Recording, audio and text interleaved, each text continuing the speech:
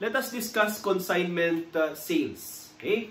In consignment sales, there are two parties involved. Okay? We have here the so-called consignor, and we have the consignee. Okay. The question here, class, is that who owns the inventory to be sold? Okay? Or the thing to be sold? Who is the owner? Okay? It is the consignor. Okay? And the consignor as the owner is actually the seller. Okay? So, consignor is the owner of the said thing or inventory. Okay?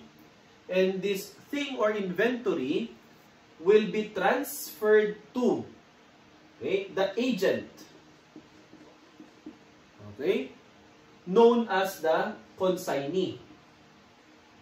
Okay, so the owner slash seller is the consignor. Okay?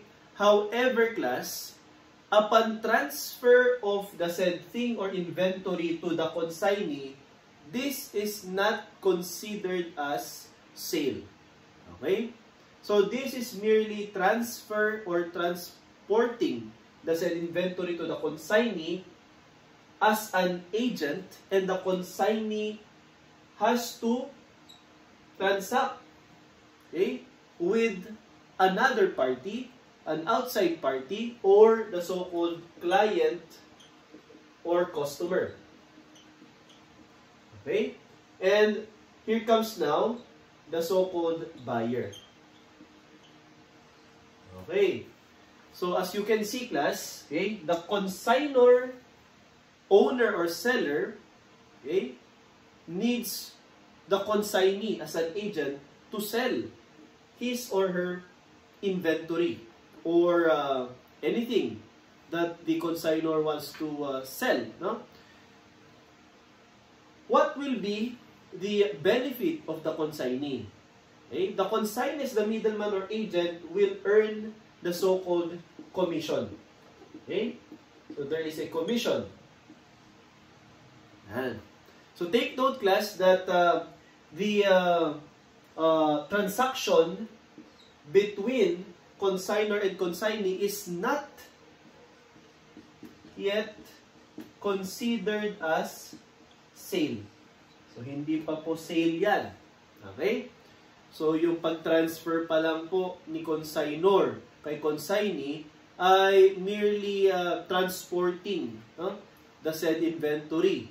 And the consignee has to transact with the client, customer, buyer. And here comes now sale transaction. And this sale is on account of the consignor. Okay? So ito, benta ni consignor yan. Okay? Si consignee, kailangan niyang mag-report ngayon kay consignor that out of, say for example, 10 inventory, there are 3 remaining inventories. So 7 po ang nabenta. So kailangan niyang i-report at i-remit kay consignor yung pinagbentahan niya.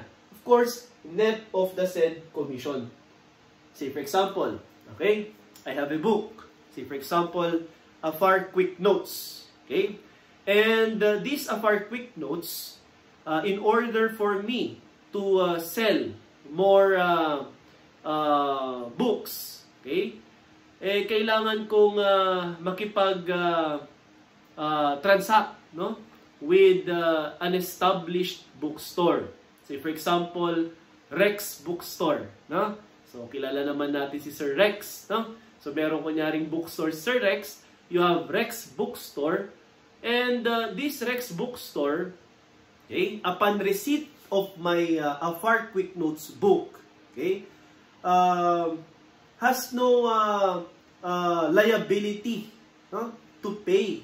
So the Rex Bookstore will only receive these books in order to account and sell it to the prospective customer or buyers. Okay? And the obligation now of Rex Bookstore is merely to remit. Okay? I-remit lang po niya, net of commission, yung napagbentahan niya sa mga buyers. Okay? So ako naman, okay, upon transferring my Afar Quick Notes reviewer to Rex Bookstore, okay, hindi ko pa pwedeng i-recognize na sale yan. Magre-recognize na ako ng sale when Rex Bookstore will remit or say for example, inform me as the consignor the status of the said inventory. Okay, kung ilan na lang natitira. So, ganun class, no? Ang mga usual na tatanungin dito, magkano yung sale, magkano yung cost of goods sold, magkano yung net profit dun ng consignor. Okay? So, take note na dito, no? Sa transaction, magkakaroon ka lang ng sale kapag ka nabenta na sa client, buyer, or outside party. Hindi po kapag ka na-receive pa lang ng consignee. Okay? Because the consignee merely acts as an agent. Okay? So, another concept to consider ay yung freight. No? You will encounter freight in, freight out. Diba? So, kapag freight in, that is additional cost doon sa purchases. Diba? Doon sa cost of goods sold. No? And of course, freight out kapag nakapagbenta. Now, another concept is cartage fee or cost. Okay? Cartage cost or fee is an expense, no, or cost of freight or loading or unloading of an inventory.